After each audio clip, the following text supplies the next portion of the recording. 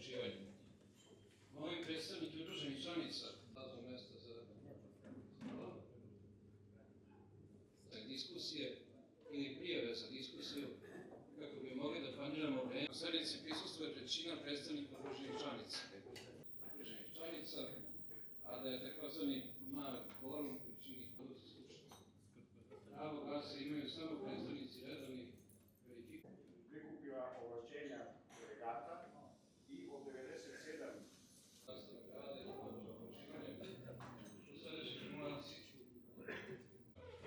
prijavljeno za raspravu na današnjoj sednici.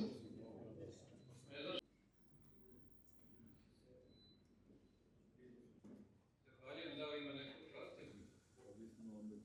Da li ima neko dopunu dnevnog reda po tačku razloga? Koji nije dugačak, radi se o 6. Znači, Upravni odbor Srpskog saveza nije pripremio materijale za izbor članica sa pravom glasa i utvrđuje listu članica sa pravom obavezuje da organizuje i priprema sednice organa Saveza i njegove skupštine dopisom Saveza broj 016 članica najkasnije 10 dana pre dana